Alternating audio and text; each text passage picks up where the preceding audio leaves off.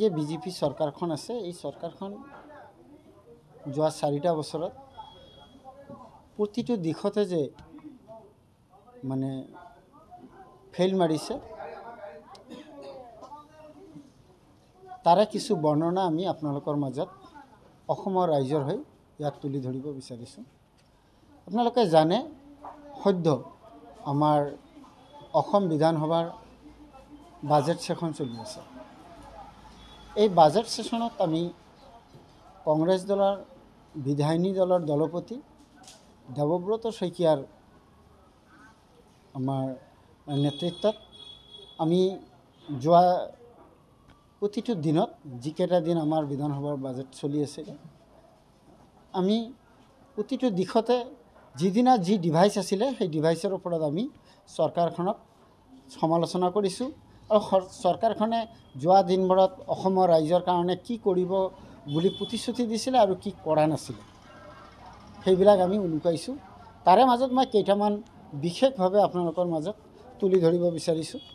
চাওক, আমি যদি চাওঁ আমি এটা কথা কৈছোঁ, এইখন চৰকাৰ আজিৰ দিনত ৰাইজক আশ্বস্ত কৰিব পৰা নাই আৰু তাৰ কাৰণে আমাৰ কংগ্ৰেছ দলৰ যি কৰ্মকৰ্তা আমাৰ অসম প্ৰদেশ কংগ্ৰেছ কমিটিৰ নেতৃত্বত প্ৰতিটো দিশতে এইখন চৰকাৰক কি কৰিব লাগে, কি কৰিলে অহা দিনত আমাৰ অসমৰ ৰাইজৰ সামগ্ৰিক উন্নয়ন হ'ব আৰু অসমৰ ৰাইজে অহা দিনত উন্নয়নৰ বাট বাই আগুৱাই যাব পাৰিব আৰু শান্তিত থাকিব পাৰিব, তাৰ কাৰণে আমি প্ৰতিটো দিশতে উনুকিয়াই আছোঁ আৰু এইখিনি কৰাত এইখন চৰকাৰ ব্যৰ্থ হৈছে। অকল এইখন চৰকাৰ আজিৰ দিনত কি কৰিছে, এনেকুৱা কেতবোৰ স্কিম লৈছে য'ত ইহঁতে ডাইৰেক্ট বেনিফিটেড, এইখন চৰকাৰখনে ডাইৰেক্ট বেনিফিট লাভ কৰিছে, লাভ কৰাৰ এটা প্ৰয়াস আছে আৰু বিশেষকৈ এনেকুৱা এটা ব্যৱস্থা কৰিছে। এইবেলি বাজেট সেশনত আপোনালোকে পাইছে যিখন বাজেট এইবেলি অসম চৰকাৰে দাখিল কৰিলে, এই বাজেটত 2026 নিৰ্বাচনমুখী এখন বাজেট দাখিল কৰিলে য'ত আমাৰ সাধাৰণ মানুহৰ মানে সামগ্ৰিক যে আমি দীৰ্ঘম্যাদী পৰিকল্পনাৰ জৰিয়তে যে আমি আগুৱাই যাব লাগিব সেই তাৰ কোনো বাস্তৱতা এইখন বাজেটত নাৰাখিলে। অকল 2026 ইহঁতে কিভাৱে কেনেকৈ চৰকাৰত আহিব পাৰিব তাৰে এটা ৰোড মেপ দেখুৱাই দিলে। এইখিনিয়ে আমাৰ অসমৰ ৰাইজৰ কাৰণে চাফিচিয়েণ্ট এনেকুৱা নহয়। আমি বিচাৰিছোঁ আমাৰ অসমৰ নিবনুৱাই কৰ্মসংস্থাপন পাব লাগে, আমাৰ যিখিনি MSME আছে সেইখিনি উন্নত হ'ব লাগে, আমাৰ কৰ্মসৃষ্টি হ'ব লাগে, প্ৰতিটো জাতি জনগোষ্ঠীৰ মানুহ আমাৰ শিক্ষিত যুৱচাম অহা দিনত আমাৰ কাম পাব লাগে, কাম পাই আমাৰ অসমখন সুসংগঠিতভাৱে আগুৱাই যাব লাগে।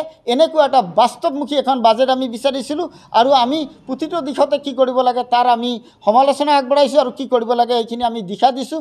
আশা কৰোঁ এইখিনি অহা দিনত এইখন চৰকাৰে পূৰণ কৰিব, অন্যথা এইখন চৰকাৰৰ প্ৰতি অসমৰ ৰাইজৰ আস্থা আজিৰ দিনত নোহোৱা হৈছে। 2026 চনত নিশ্চিতভাৱে ইয়াৰ মানে কি ফলাফল এইখন চৰকাৰে লাভ কৰিব। আমি পঞ্চম দিনত এটা বস্তু আমি লৈ আহিছিলোঁ।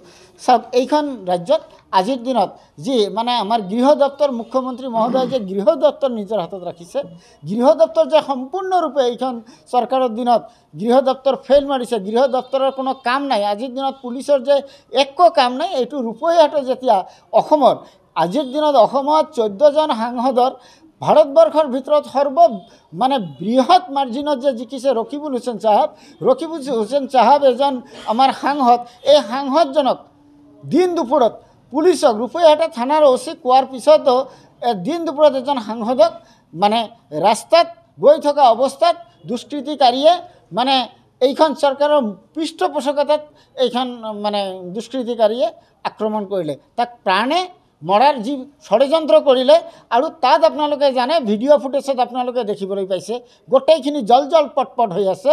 তাতে পুলিচ PSO যিজন আছিল ৰকিবুল হুছেইন চাহাবৰ, PSO যেতিয়া এই মিছক্ৰিয়েণ্টবিলাকক যেতিয়া কৰিছিলে বাধা দিছিলে, এই দুষ্কৃতিকাৰীবিলাকে কি কৰিলে, পুলিচক মাৰিলে, বেয়াভাৱে মাৰিলে। এইখিনি আৰু আজিৰ দিনত কোনো ক'ব লগা কথা নকয়। এনেকুৱা অৱস্থাত তাৰ হাজাৰো লক্ষাধিক ভিডিঅ' গোটেই পৃথিৱীত আজিৰ দিনত মানুহে চাইছে। সেই দুষ্কৃতিকাৰীবিলাকক আজিলৈকে ধৰিব নোৱাৰিলে, কোনো ধৰণৰ শাস্তি দিব নোৱাৰিলে। আপোনালোকে চাওক, এখন ৰাজ্যৰ মুখ্যমন্ত্ৰীৰ হাতত যেতিয়া গৃহ বিভাগ আছে আৰু গৃহ বিভাগ তাৰ হাতত থকা সত্ত্বেও ইয়াত এজন MP, এজন সাংসদ, ভাৰতবৰ্ষৰ মানে এজন লোকসভাৰ সাংসদ আজিৰ দিনত সেফটি অনুভৱ কৰিব পৰা নাই। তাকে দিনৰ পোহৰত দিনৰ পোহৰত তাক মানে শাৰীৰিকভাৱে টৰ্চাৰিং কৰা হৈছে, তাৰ প্ৰাণঘাতী হামলা কৰা হৈছে। তাত কোনো ধৰণৰ আজিৰ দিনলৈকে ষ্টেপ ল'ব পৰা নাই, কোনো ধৰণৰ দুষ্কৃতিকাৰীক যিবিলাক এজাহাৰ দিয়াৰ পিছতো কাকো ধৰা হোৱা নাই। তো চাওক, গৃহ দপ্তৰ আজিৰ দিনত সম্পূৰ্ণৰূপে এইখন মানে চৰকাৰৰ দিনত ফেইল মাৰিছে। ষষ্ঠ অনুসূচীভুক্ত এলেকালৈ কেন্দ্ৰীয় চৰকাৰে কোনো পুঁজিৰ যোগান নধৰাৰ কথা বুলি এটা অসত্য বাৰ্তা আমাৰ মুখ্যমন্ত্ৰী মহোদয়ে সদনত বিধানসভাত আমাৰ তুলি ধৰিছিলে। বিধানসভাৰ বিৰোধী দলপতি দেৱব্ৰত শইকীয়াই এই বিষয়ে পিছলৈ মুখ্যমন্ত্ৰীৰ বিৰুদ্ধে আমি এটা বিশেষাধিকাৰ ভংগৰ প্ৰস্তাৱ আমি আনো যে মুখ্যমন্ত্ৰী মিছা মাতিছে। ইয়াৰ ওপৰত যিটো আমাৰ মানে বিশেষাধিকাৰ ভংগ যেটা কোৱা হয়, সেইটোৰ ওপৰত আমি এটা ডিভাইচ আছে, সেইটো ডিভাইচত আমি প্ৰসংগ আনিছিলোঁ, কিন্তু স্পীকাৰ মহোদয়ে সেইটো নাকচ কৰিলে। কিন্তু এটা কথা চাওক, মানে এজন মুখ্যমন্ত্ৰী, এখন ৰাজ্যৰ এজন মুখ্যমন্ত্ৰীয়ে যদি অসমৰ ৰাইজক মিছা তত্ত্বৰে আভুৱা ভৰে আৰু মিছা কথা কৈ মানুহক মানে বিপদে পৰিচালিত কৰিব খোজে, এইটো নিশ্চিতভাৱে অসমৰ ৰাইজৰ কাৰণে মংগলময় হ'ব নোৱাৰে।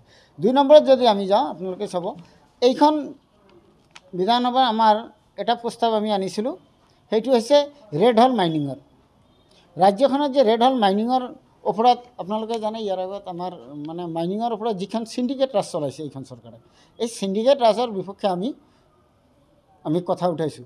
কিন্তু ইয়াত চৰকাৰখনে এটা এনেকুৱা স্থিতি লৈছে, বোধকৰে ইহঁতে একো বোধকৰে নাজানে। কিন্তু ইহঁতৰ মানে মুখ্য পৃষ্ঠপোষকতাত, এইখন চৰকাৰৰ মুখ্য পৃষ্ঠপোষকতাত এইখন চৰকাৰৰ যি প্ৰশাসন যন্ত্ৰ আছে, প্ৰশাসন যন্ত্ৰৰ জৰিয়তে আজিৰ দিনত ৰেড হল মাইনিং চলি আছে, যিটো অসমৰ ৰাইজৰ একেবাৰে ক্ষতিকৰ বুলি আমি ভাবোঁ।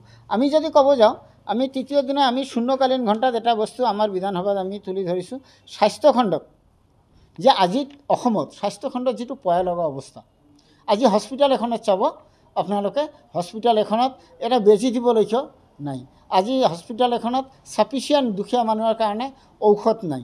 আজি এক্সৰে কওক, আপোনাৰ আল্ট্ৰাছ'ন'গ্ৰাফি কওক, হস্পিটেলবিলাকত যিখিনি সুবিধা অসমৰ ৰাইজে পাব বুলি যোৱা দিনবোৰত বিজেপি চৰকাৰখনে কৈছিলে, ইহঁতৰ মেনিফেষ্টত ৰাখিছিলে, এইবিলাক কিন্তু আজিৰ দিনত অপৰ্যাপ্ত পৰিমাণে, মানে মানুহৰ মাজত যিখিনি পাব লাগে সেইখিনি নাই। আৰু এনেকুৱা অৱস্থা হৈছে, মানুহে হস্পিটেল এখনত এনেকুৱা সুবিধা নোপোৱাৰ পিছত ৰাইজে কি কৰিছে, দুখীয়া মানুহে ব্যক্তিগত নাৰ্ছিং হোমত বা ব্যক্তিগত হস্পিটেলত গৈ পকেটৰ ধন খৰচা কৰি আজিৰ দিনত এইখন মানে চিকিৎসা ল'ব লগা হৈছে। চাওক, আমি যদি আৰু যিকোনো খবৰৰ বাবে যোগাযোগ কৰক 7099017330 লগতে 7099017110 নম্বৰত।